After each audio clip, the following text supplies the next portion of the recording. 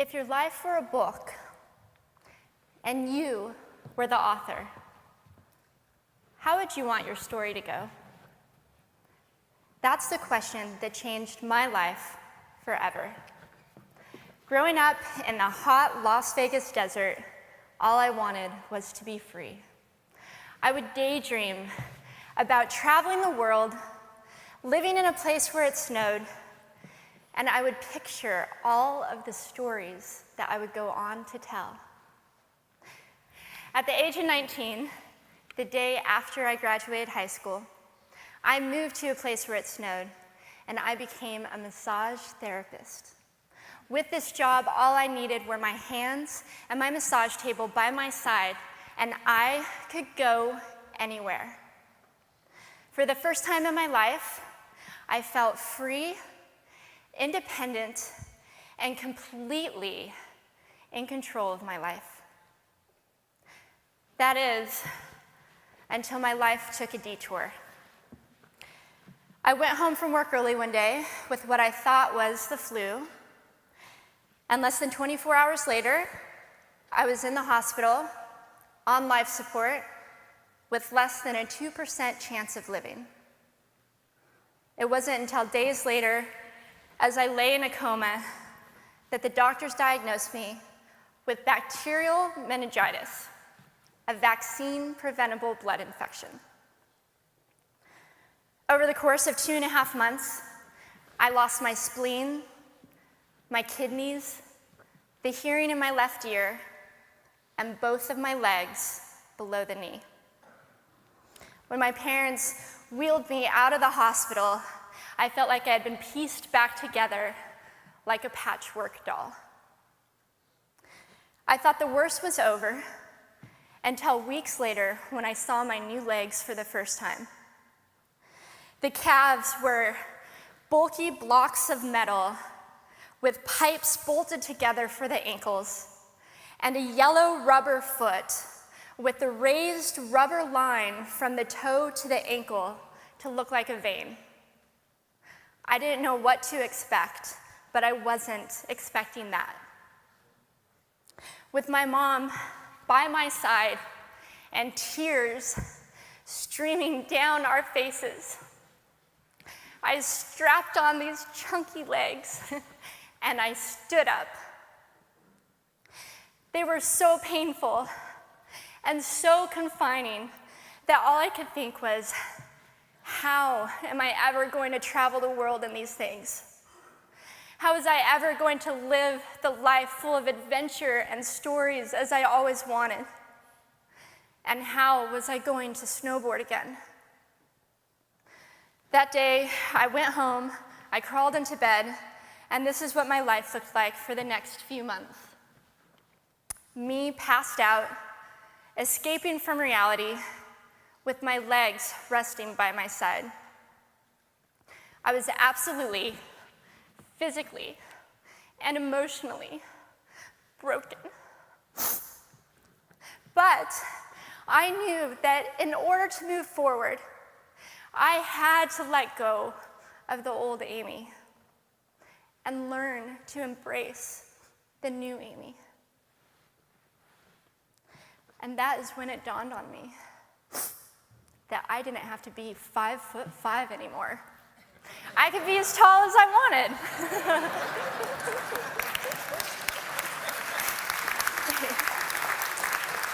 Or as short as I wanted, depending on who I was dating. And if I snowboarded again, my feet aren't going to get cold.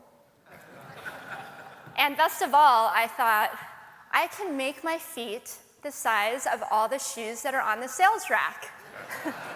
And I did. So there were benefits here. It was this moment that I asked myself that life-defining question.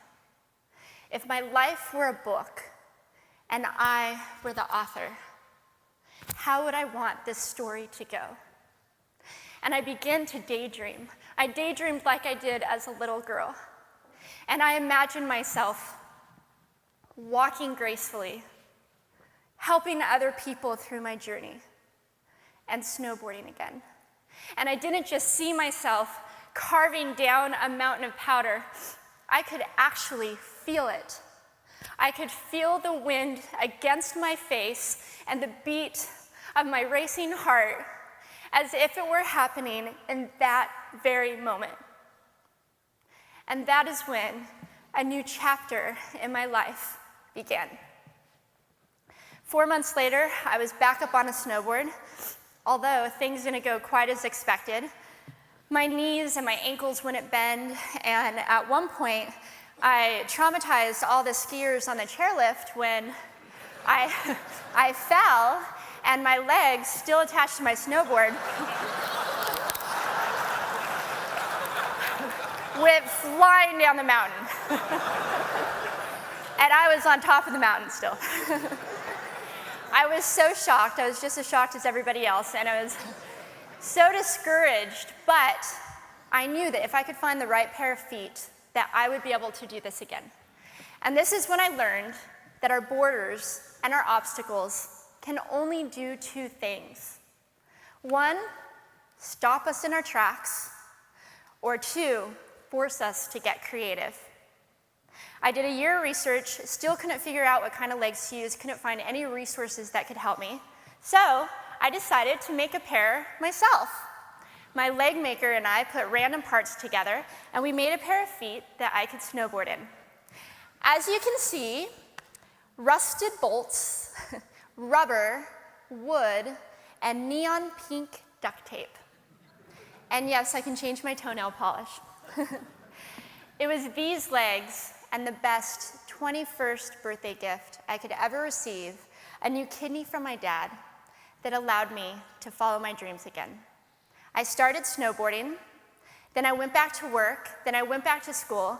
Then in 2005, I co-founded a nonprofit organization for youth and young adults with physical disabilities so they could get involved with action sports.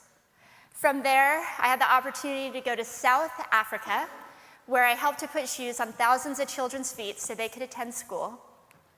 And just this past February, I won 2 back-to-back World Cup gold medals. Thank you.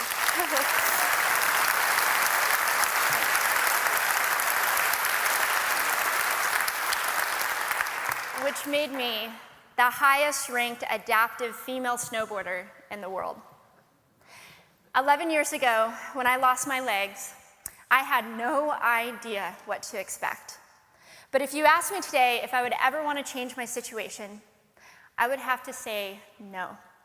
Because my legs haven't disabled me. If anything, they've enabled me. They've forced me to rely on my imagination and to believe in the possibilities. And that's why I believe that our imaginations can be used as tools for breaking through borders. Because in our minds, we can do anything, and we can be anything. It's believing in those dreams and facing our fears head on that allows us to live our lives beyond our limits. And although today is about innovation without borders, I have to say that in my life, innovation has only been possible because of my borders.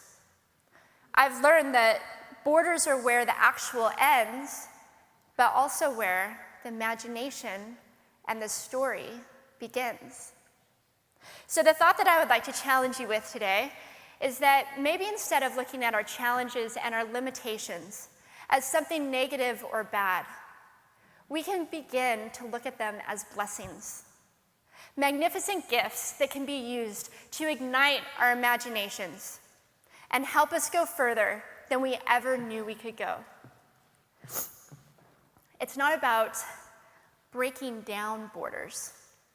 It's about pushing off of them and seeing what amazing places they might bring us. Thank you.